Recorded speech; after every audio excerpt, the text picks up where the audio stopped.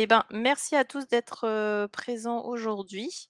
L'objectif, c'est de parler data dans le sport. On a avec nous Sébastien Coustou, donc dirigeant de Data for Sports, et Adrien Mailly, data analyst au Stade de Reims. Donc, merci à tous les deux d'être présents. Sur la droite de votre écran, vous avez un Q&A. C'est là où je vous propose de mettre vos questions lorsque vous avez des questions, et on y répondra à la fin de l'en de la présentation. Voilà. Et puis, bah, je vous propose de commencer. Sébastien. OK, tu es là. Hop, Oui, partage d'écran. allez, super. Merci Mélanie, merci à tous d'être là pour ce deuxième afterwork la data dans le sport. L'objectif, comme le disait Mélanie, c'est de discuter de comment est-ce qu'on peut utiliser la donnée au quotidien dans un dans un club de haut niveau ou dans une fédération. Euh, Quels vont être les différents usages qu'on va pouvoir en faire. On va se concentrer. Je vais me concentrer pour ma part sur la partie sportive. Du coup, si on passe sur la slide suivante, le sportif, on peut le découper en quatre grandes catégories, même si les catégories vont se recouper ensuite. Mais la performance physique, donc tout ce qui va tourner autour de l'entraînement, du suivi de la charge, du bien-être des joueurs, etc. La notion de tactique technique, donc tout ce qui va être plus analyse vidéo, analyse de l'adversaire ou compréhension du jeu. Le recrutement, bon, ça parle tout seul, et le médical, comment est-ce qu'on va gérer euh, la prévention de la blessure, en tout cas de celle qu'on peut essayer de prévenir, et le retour au très haut niveau. Si on rentre un peu en détail dans chacun, alors l'objectif c'est d'avoir une présentation qui est vraiment courte pour laisser plus de temps à, à Adrien pour nous expliquer, lui, au Stade de Reims, comment est-ce qu'il utilise la data et comment est-ce qu'il utilise Tableau en particulier. Mais sur la performance, comment est-ce qu'on planifier notre semaine d'entraînement, individualiser notre entraînement, avec quelle charge pour quel joueur. Tous les postes, tous les joueurs, même au sein même d'un poste, produisent un effort différent en match. La data permet d'individualiser, ou en tout cas de, de, de, de diviser l'entraînement pour suivre le fameux précepte train as you play, et de s'entraîner pour le match, et ce non pas juste au niveau d'une équipe, mais au niveau d'un joueur. La data va aussi nous permettre d'adapter la charge au quotidien. Nope, nope. Va nous permettre d'adapter la charge au quotidien, et de sélectionner, par exemple, dans notre base d'exercice, dans notre base d'exercice, les exercices qui vont nous permettre justement d'atteindre les objectifs qu'on s'est fixés en début de semaine dans notre période de planification, euh, et de se dire bon voilà, le lundi, de voir avec le coach qu'est-ce qu'il veut faire dans son entraînement, de voir de quoi on a besoin au niveau de charge, et de choisir des exercices qui vont correspondre à ça. Il y a notamment des études qui ont été faites au Paris Saint-Germain, et on pourra en parler un peu plus tard, mais comment est-ce qu'on sélectionne trois jeux qui vont nous permettre physiquement d'atteindre ce qu'on veut faire dans la journée. Donc, voilà pour la partie performance. Passons un peu sur la partie tactique technique. Des cas d'usage dans chaque catégorie, il y en a deux, trois qui sont présentés. Il y a absolument aucune limite sur ce qu'on peut faire. Il y a de plus en plus de données aujourd'hui pour la performance. Euh, la plupart, si ce n'est tous les clubs aujourd'hui, ont des GPS. Aujourd'hui, en Ligue 1 ou en top 14, euh, on a des données qui sont produites pendant les matchs, etc., qui nous permettent d'apprendre et de pouvoir capitaliser sur cette donnée pour, euh, pour mieux entraîner. Sur la partie tactique technique, c'est pareil. Aujourd'hui, tous les matchs sont suivis par des fournisseurs de données. Il y a des, des gigas de données qui sont produits à chaque journée de championnat. Et comment est-ce qu'on fait euh, pour analyser, euh, pour analyser cette donnée, pour mieux comprendre notre adversaire. Donc, bah, comment est-ce que notre adversaire joue et, et, et de réellement objectiver ça en complément de la vidéo. Le data n'est pas là pour remplacer la vidéo, mais pour la compléter. Comment est-ce qu'on peut apprendre de nos précédents matchs et comment est-ce qu'on peut adapter notre jeu avant le match ou à la mi-temps. Euh, Ce sera mes seules captures d'écran de rapports qui sont réellement créés, mais par exemple, pour comprendre l'adversaire, qui crée le danger sur le terrain, euh, bah, on est en mesure très rapidement de se dire, bon voilà, la prochaine équipe qu'on va jouer, par exemple, c'est l'OGC Nice. Voici tous les joueurs qui ont joué dans la moitié de terrain adverse, qui a fait une passe, qui a fait un tir, combien de tirs ils ont fait sur quel match, etc., etc. Et même si là ça paraît un peu brouillon, des outils comme Tableau vont nous permettre de rentrer vraiment dans le détail. Par exemple, de s'intéresser aux passes et aux tirs d'un joueur en particulier depuis le début de la saison dans la moitié de terrain adverse. Et donc, si on passe sur la diapositive suivante, on voit qu'on étudie, euh, qu'on étudie un des joueurs, en l'occurrence Pierre Lesmelou, et on est en mesure de voir tous ses tirs tous ses tirs depuis le début de la saison, où est-ce qu'il les prend, d'où est-ce qu'il tire, où est-ce que le ballon va. Idem pour ses passes sur les derniers matchs. Dans quelle zone est-ce qu'il joue le plus, etc., etc. De ça, bah, pareil, hein, qu'est-ce qu'on peut en apprendre? On peut en apprendre que on peut essayer de voir comment est-ce qu'on va réussir à contenir tel ou tel joueur, casser telle ou telle ligne de passe, etc. Là, on s'est concentré sur un joueur, mais on peut le faire sur plusieurs joueurs. Euh, Quelles vont être les lignes de passe entre, par exemple, un gardien, un gardien et un défenseur, ou un gardien et un attaquant, euh, ou quelles vont être la hauteur des passes entre nos deux défenseurs centraux, etc., etc. On va être en mesure d'apprendre énormément sur le jeu de l'adversaire et on va pas être limité, comme on peut être limité dans l'analyse vidéo, euh, à, par la profondeur d'historique qu'on va être en mesure d'analyser. Aujourd'hui, on a des données qui remontent sur 4, 5 saisons en Ligue 1. On est en mesure d'apprendre énormément.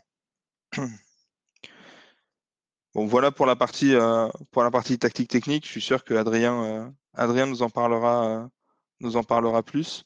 Euh, le troisième pilier sur lequel la data a réellement un impact important, c'est le recrutement. Euh, pour des raisons similaires à ce que je viens d'évoquer pour l'analyse de, pour l'analyse de match, euh, les recruteurs peuvent pas être partout, tout le temps. C'est pas possible. Possible. Il y a des centaines de championnats au niveau mondial. Comment est-ce qu'on fait pour avoir le plus d'informations possible, soit pour se dire on est en mesure de taper plus large et donc sur plus de championnats que là où on a nos scouts, soit de se dire on va vouloir creuser dans le détail pour, euh, pour, avoir, euh, pour avoir plus d'informations sur un joueur. Euh, En sachant que chaque coach, chaque équipe a des besoins différents à chaque poste. Encore une fois, toutes les données qu'on va être en mesure de collecter et d'analyser et de visualiser ensuite euh, vont nous permettre de créer des indicateurs sur mesure, poste par poste, joueur par joueur, euh, pour, euh, pour à la fin avoir une vision réellement complète sur une ou plusieurs saisons d'un joueur qui sera confirmé ou non par les recruteurs ensuite. Le dernier, euh, le dernier pan, euh, le dernier pan où la donnée peut réellement apporter quelque chose, c'est l'analyse médicale. Comment est-ce que on va être en mesure de comprendre les blessures et les comportements qui amènent à certaines blessures, notamment des blessures qui vont être liées à une trop forte ou une trop faible variation de la charge d'entraînement, à un surentraînement chronique, etc., etc. Et comment est-ce qu'on va être en mesure d'en tirer des préceptes qu'on va pouvoir et des principes qu'on va pouvoir appliquer euh, ensuite pour essayer d'anticiper et de mitiger ces risques. Et enfin, sur le dernier exemple, sur la réathlétisation, euh, les entraîneurs et les médecins ne partagent pas nécessairement les mêmes objectifs sur le retour au haut niveau suite à une blessure. La donnée permet justement de venir quantifier la charge en match, par exemple, qu'un joueur va être en mesure de supporter à son retour de blessure. Elle va être en mesure d'aiguiller le staff sur la capacité ou non d'un joueur à rentrer sur le terrain à un moment donné. Et elle va être en capacité d'aider le staff médical à mieux repréparer le joueur pour le retour au très haut niveau. Donc voilà les quatre piliers sur lesquels aujourd'hui la data au niveau sportif apporte de l'information et de la valeur à un club. Il y a d'ailleurs de plus en plus de clubs. Alors le Stade de Reims fait partie des premiers à avoir eu un data analyst. Et on voit qu'il y en a de plus en plus de clubs qui sont attirés par ça, par la data et par le métier de data analyst. Voici les quatre piliers sur lesquels la donnée peut réellement apporter quelque chose. Je laisse la parole à Adrien pour qu'il nous explique un peu plus au Stade de Reims comment ils fonctionnent et ce qu'ils font avec. Merci Sébastien. Je vois qu'il n'y a pas de questions, donc je laisse la main également à Adrien.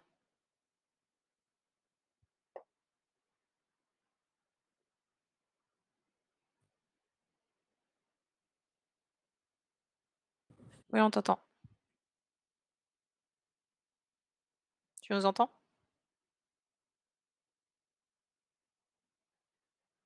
Attends, on t'entend plus.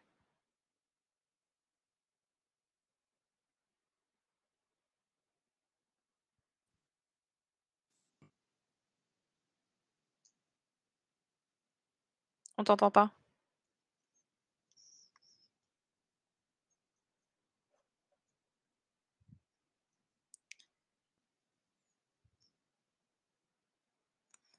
Mais pourtant, ton micro est activé.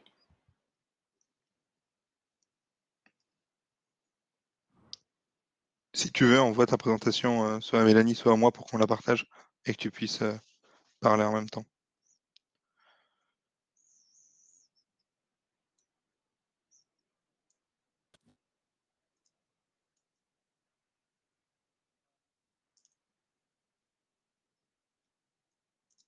Non, on t'entend que par moment en fait. Ah là, là, on t'a entendu là. Non. Est-ce que tu veux quitter et revenir? Pas de souci, pendant ce temps-là, ça marche. Avec Sébastien, on va discuter. Sébastien est parti aussi. Non, Ah non, non, non. c'est bon, t'es là. Bon, désolé pour ce contretemps technique. Ça arrive, c'est les joies du direct. Du coup, si vous avez des questions sur ce qui a été dit ou des questions en préparation pour Adrien, n'hésitez pas à les écrire et on lui partagera dès qu'il nous rejoint. Normalement, c'est bon là? Oui, Ah, impeccable. super. Donc, je partage l'écran. Alors, tac, tac, tac, tac, et c'est parti. Super. Donc, je disais donc bonjour à toutes et à tous. Je vais d'abord me présenter. Ça va montrer un peu mon parcours, ce que j'ai fait, comment je suis arrivé au Stade de Reims, et depuis que je suis au Stade de Reims, les différentes étapes de construction de la donnée et de l'utilisation de la donnée. Donc, très rapidement. J'ai un master en STAPS, en analyse de la performance fait à Reims. Durant ce master, j'ai pu travailler avec avec des outils comme la plateforme de force ou des outils comme Vicon sur la captation des mouvements. Et aussi, en fin d'année, j'ai effectué mon stage au Stade de Reims sur l'analyse de la charge. Durant ce master, j'ai pris goût à la donnée et j'ai voulu aller un peu plus loin. C'est pourquoi, à la fin de ça, en septembre 2017, j'ai intégré une école d'informatique pour apprendre vraiment les bases en code et notamment en Python et en SQL. À la, à la fin de cette année, donc en juillet 2018, j'ai pu rentrer au Stade de Reims en tant que data analyst. Donc ma mission principale, c'est l'acquisition, le traitement, le stockage et la mise en forme des données, qu'elles soient physiques, comme l'a dit Sébastien juste avant, d'ordre performance sportive, ou technico-tactique avec l'analyse de l'adversaire ou l'analyse de notre jeu. Donc là, pendant un an et demi, j'ai fonctionné énormément sur des fichiers Excel et un petit peu de script Python. Mais il y a l'événement, le confinement en mars 2020 qui m'a permis en fait de me former assez rapidement sur Python et Tableau. Il faut savoir que dans le monde du foot, on a très peu de temps sur la formation, vu qu'on travaille quasiment 6 jours sur 7 avec les matchs qui s'enchaînent. On n'a pas forcément le temps de suivre des formations en continu. Et donc les 4 mois de pause ont été bénéfiques et j'en ai profité pour, euh, pour améliorer mes connaissances en Python. Et j'ai découvert le logiciel Tableau avec la mise en forme des données. Donc pendant 4 mois, je me suis formé.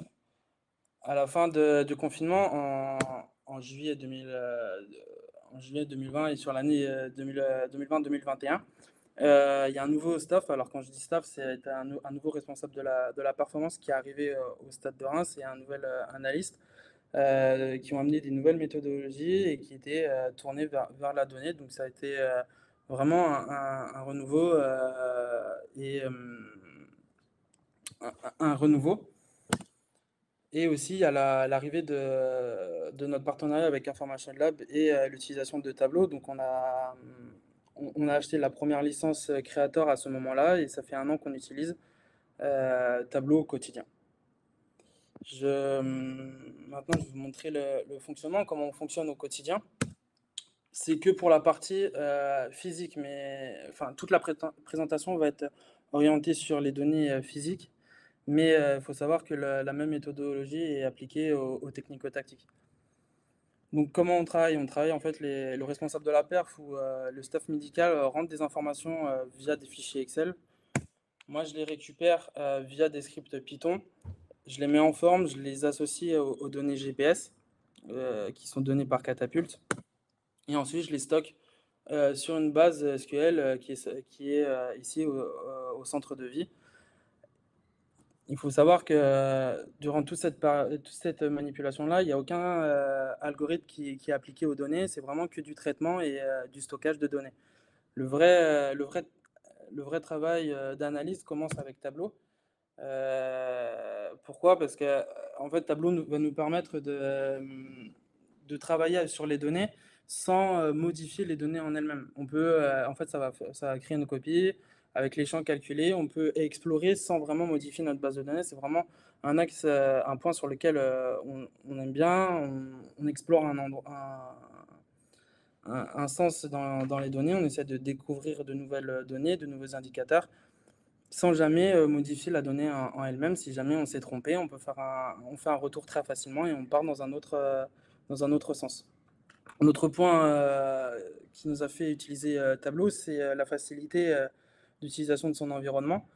Voilà, le drag and drop, pour ceux qui connaissent, qui utilisent déjà Tableau, créer un graphique, ça peut prendre 2-3 minutes. Mais on peut aller complexifier avec des dashboards qu'on verra par la suite. Et le troisième point, c'est aussi la communication par rapport à notre staff. Donc, dès cette saison, enfin, on a acheté des licences pour permettre aux coachs et aux différents membres du staff d'avoir accès directement au dashboard sans passer soit de l'impression, ou soit en donnant par exemple mon compte qui était, c'est ce qu'on faisait la saison dernière. Pourquoi l'utilisation de tableaux pour la communication est facilitée par tableau? Parce que on peut accorder ou non l'accès à des dashboards à l'utilisateur. Par exemple, le responsable de la performance va avoir accès au dashboard que orienté performance sportive. Par contre, l'analyste vidéo va être plus orienté sur des données technico-tactiques.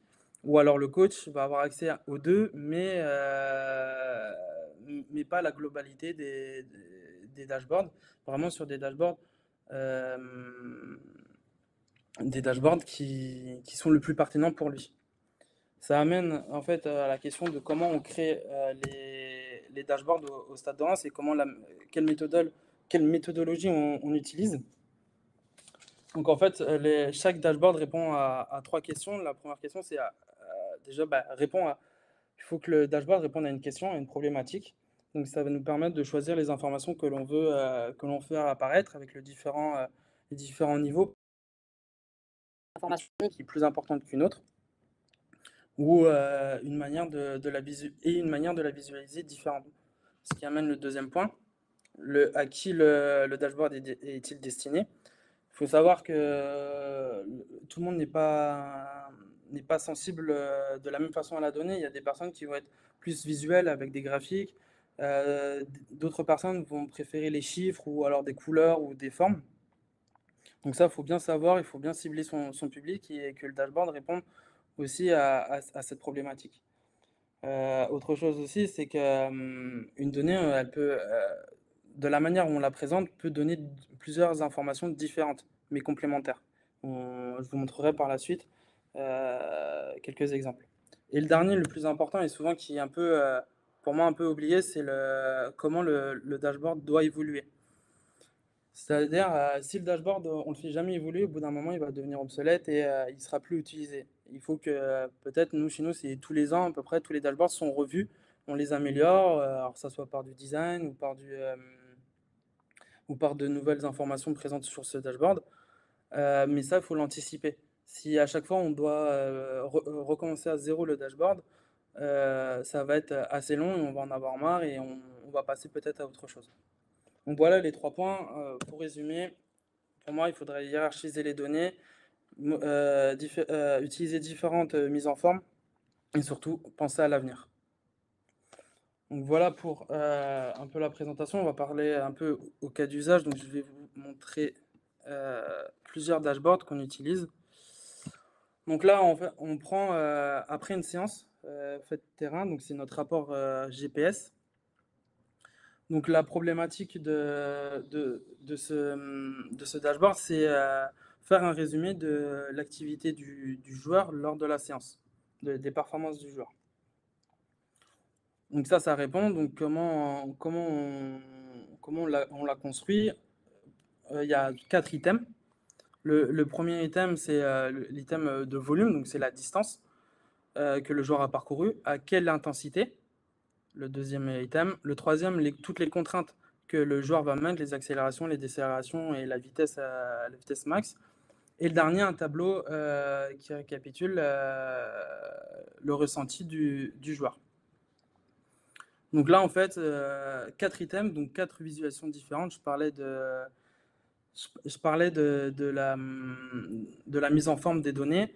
Notre responsable de performance, il aime bien dissocier les couleurs. Par exemple, ici, vous avez le top et le flop en rouge et en vert pour vite visualiser qui a le plus couru ou qui a le moins couru. Pareil ici, on utilise des barres empilées pour voir le pourcentage de distance faite à une certaine vitesse comparée à une vitesse plus élevée. Ici, on utilise des formes et ici, un tableau assez simple sur le ressenti du joueur avec sa note RPE qui correspond en fait à une notation sur la difficulté que le joueur a ressentie lors de la séance. Ici, à qui il est destiné? Donc il est destiné forcément au responsable de la perse pour voir si la séance a répondu à ses attentes, mais aussi au coach qui peut lui comparer entre les joueurs, par exemple entre ce joueur qui a le moins couru et ce joueur qui a le plus couru. Donc on a une comparaison inter-individuelles. Je disais aussi qu'une information une donnée peut donner deux informations. On va le voir ici, par exemple, avec la séance relative. C'est exactement la même représentation avec les mêmes données, sauf qu'ils sont exprimés en pourcentage du match. Dans le foot, notamment, la référence pour tout ce qui est comparaison d'efforts physiques, c'est ce que fait un joueur lors d'un match. On peut voir qu'ici, par exemple, le joueur 15, il a fait 85% de sa distance pour un match. Pourquoi on fait ça? Ça permet, en fait, c'est les objectifs que le responsable de la perf peut se donner, c'est plus lisible et c'est surtout, on le compare à lui-même. Donc on a un trait individuel. Et par contre, ce dashboard-là, il va être plus orienté pour soit le responsable de la perf, toujours, mais surtout pour le staff médical. Par exemple, sur les soins de récup, on peut voir que ce joueur-là, il a fait 85% d'un match, donc il a fait beaucoup de courses, comparé à un joueur ici à 45%, donc peut-être les récup vont être différentes, et on va pouvoir adapter après l'entraînement les soins que le joueur va faire. Ou alors le nutritionniste sur les aliments qu'il doit ingérer pour une meilleure récupération. Aussi, on peut se permettre, Sébastien, il parlait que la donnée était utilisée dans le médical. On peut utiliser ceci pour la réathlétisation et le retour au jeu des joueurs blessés. Par exemple, le responsable de la perf, il peut définir qu'aujourd'hui, un joueur qui, pour revenir dans le groupe, il doit faire plus de 80% de la distance en sprint, par exemple, d'un match. Bah, ce tableau-là montre s'il a réussi ou non. Donc voilà à peu près, donc une seule donnée, mais deux informations un peu différentes. On a un autre exemple, par exemple, avec le Hooper. Donc le Hooper, c'est un questionnaire, c'est 4 questions que l'on pose aux joueurs sur leur état de forme. Donc en fait, il faut qu'ils notent entre 1 et 7 le niveau de douleur, le niveau de fatigue, le niveau de sommeil, le niveau de stress. Et ça nous permet de voir un rapide état des lieux de l'équipe. Donc là, par exemple, on peut voir que le joueur 16, il est dans le orange, donc il faut faire attention à lui et peut-être, pourquoi pas, le ménager sur la prochaine séance qui arrive. Par contre, un autre joueur, comme par exemple le joueur 9, il est dans le vert, donc tout peut aller. Dans le même principe que le dashboard qu'on a vu précédemment, une donnée peut être lue de deux façons différentes. Donc là, on a un screen sur une seule date, la date du 1-10. Par contre, on peut le voir aussi en fonction sur la saison. Peut-être qu'on a un joueur ici, on a un joueur qui note en moyenne entre 1 et 2 en termes de stress, mais le jour où il est à 4, ben là, il faut faire attention. Par contre, ici, en douleur, il est tout le temps aux alentours de 4, donc ce qui est peut-être sa moyenne. Et donc, si jamais il note à 4 ou à 5, c'est dans sa moyenne et on n'est pas obligé de le couper. Enfin, le responsable de la perf n'est pas obligé de le ménager, par exemple, sur la prochaine. Donc ça peut lui permettre ces deux graphes qui sont complémentaires. Un état des lieux général, rapide, un coup d'œil rapide, par contre, et un coup d'œil un peu plus individuel. Si on va dans le même principe, un autre graphique et un autre dashboard que l'on utilise, c'est le suivi de charge. Donc, alors c'est un suivi de charge, c'est un dashboard qui est assez compliqué à lire et donc il a été construit avec le responsable de la performance et le préparateur et tout le staff. En fait, ici, vous avez trois courbes. C'est la somme. Et donc, la première courbe, c'est la somme des 7 derniers jours. Ici, vous avez la somme des 21 derniers jours. Et en bleu foncé, vous avez la somme des 28 derniers jours. En fait, ça permet de voir l'évolution du joueur au cours de la saison. Ici, vous avez toute sa saison. Et en fait, il y a un algorithme, enfin, il y a Gabet qui a défini que si le ratio de la somme des 7 derniers jours sur la somme des 28 derniers jours est entre 0,8 et 1,3, le joueur est bien. Donc voilà. Donc là, on voit que par exemple, le joueur il est tout le temps dans la moyenne, donc on est bon.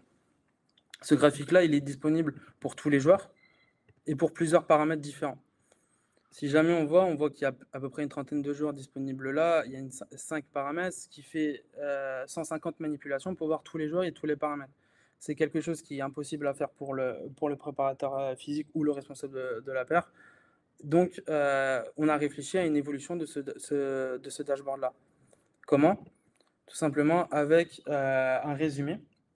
Donc, c'est exactement les mêmes données, sauf elles sont mises en forme de façon différente. C'est juste des ronds qui sont de couleur rouge, il faut faire attention. Vert, c'est tout va bien. Orange, il est en risque de surentraînement. Et en vert, il est en sous-entraînement. En fait, c'est simplement les codes couleurs qui sont ici. Enfin, c'est les zones qui sont ici. Et là, d'un coup d'œil, on peut voir que par exemple, le joueur 16, bah, il est dans le rouge et qu'au niveau upper, donc c'est ce qu'on a vu précédemment, on voit aussi qu'il est dans le orange, donc il faut faire peut-être attention et peut-être le ménager sur la prochaine séance. S'il veut avoir plus de détails, Tableau nous permet de vite naviguer d'un dashboard à l'autre. On clique et on se retrouve sur le suivi de charge, le dashboard qu'on a vu précédemment. Donc voilà. J'avais parlé aussi. Alors, tous les 6 dashboards que vous venez de voir, c'est pour une communication avec le staff. C'est avec des personnes qui sont habituées à avoir de la donnée, habituées à travailler avec elles au quotidien. Par contre, on a un autre public, nous, dans le sport, c'est les joueurs. Les joueurs, ils sont de plus en plus demandeurs des données. Moi, tous les jours, les joueurs ils viennent me voir en me disant combien j'ai couru, quelle est ma vitesse max, combien j'ai fait de passes, combien j'ai fait de tirs sur la saison, ou plein de questions. Mais ils ne sont pas habitués à lire de la donnée. Si on leur donne un dashboard de ce type-là, ils vont être perdus, ils ne vont pas pouvoir sortir la donnée, l'interpréter de façon correcte.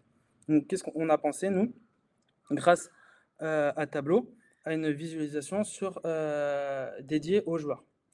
Donc, les joueurs, ils ont accès à leur information.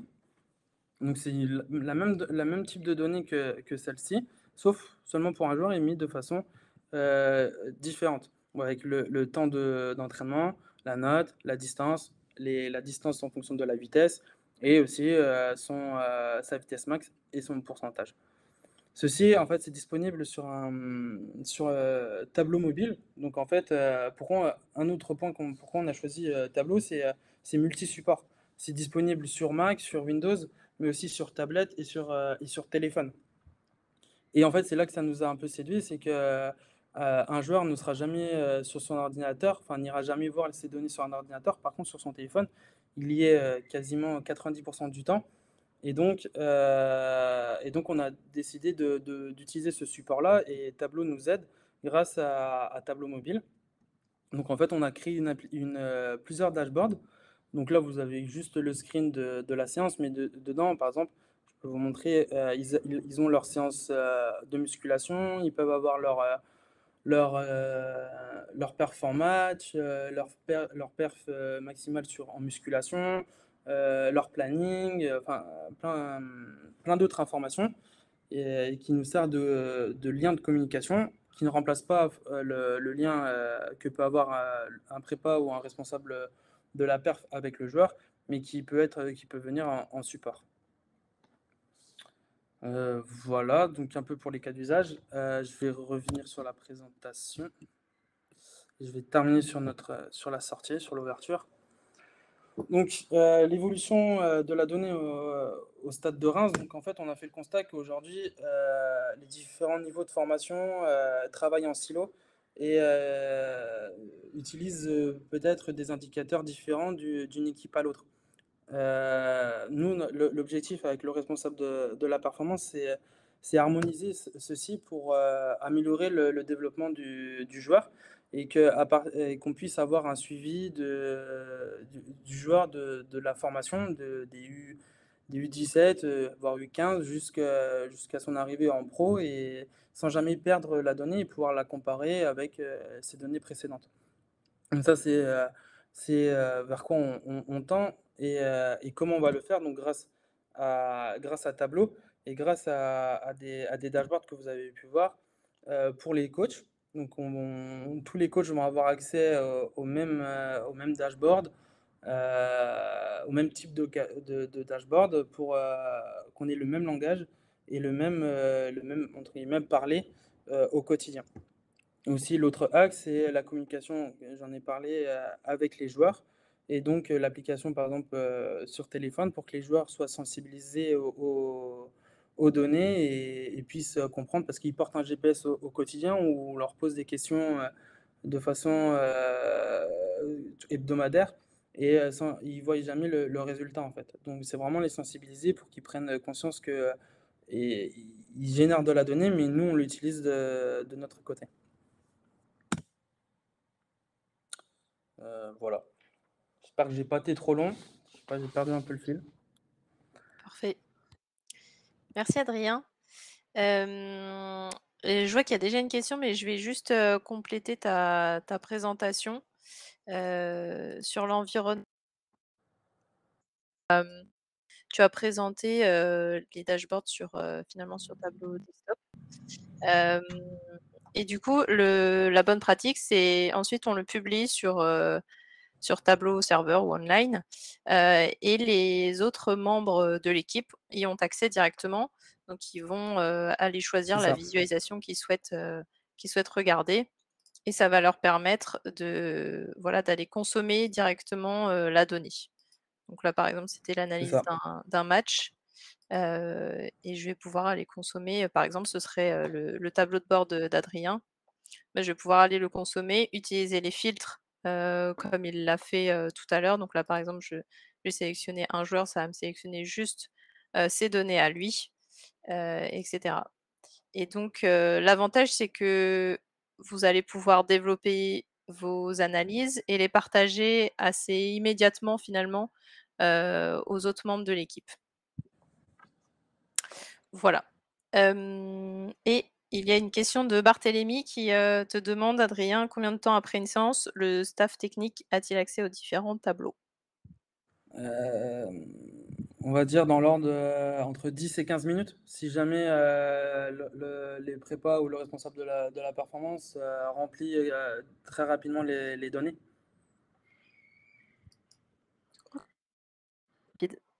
Ouais, bah en fait, avant l'utilisation de Tableau et de Python, donc en gros, avant le confinement, on était plutôt de l'ordre entre 1 heure et demie et 2 heures.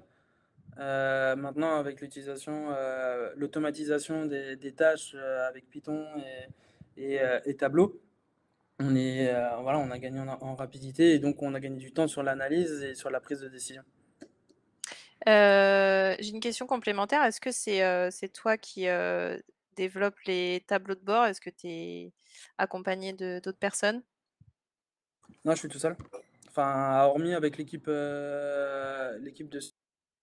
d'Information Lab, qui je les sollicite pas mal de fois, mais non, sinon, hormis la création, ce que vous avez vu sur la diapo, où là, c'est vraiment un travail collectif avec les différentes personnes du staff.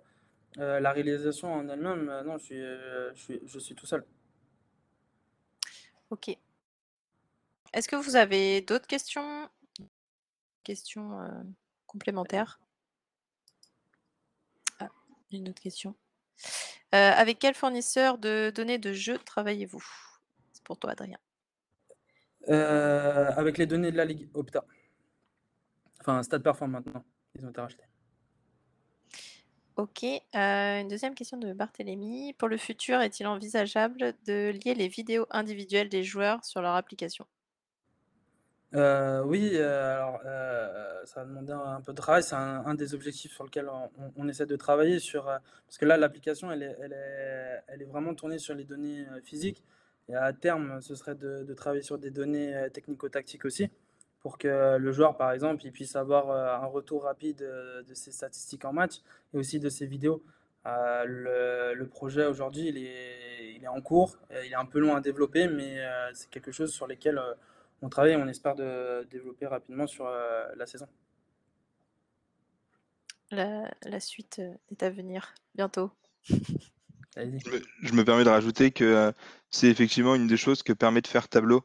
Et ce qui est assez forte, c'est qu'elle permet d'intégrer directement la vidéo dans les rapports et que la vidéo se lance toute seule. Et c'est vrai que c'est quelque chose qui est assez pratique quand on discute soit avec un staff, soit avec un joueur. Ah, c'est parfait. On va même avoir démonstration en live si jamais ça marche. Mais c'est vrai que ça permet de simplifier le travail, notamment pour des analystes vidéo. Ça permet de simplifier le travail de découpe de la vidéo puisque c'est géré automatiquement par tableau. Normalement, vous voyez en direct. Ça y était presque. Il y avait presque but. Prendre celui-là sinon.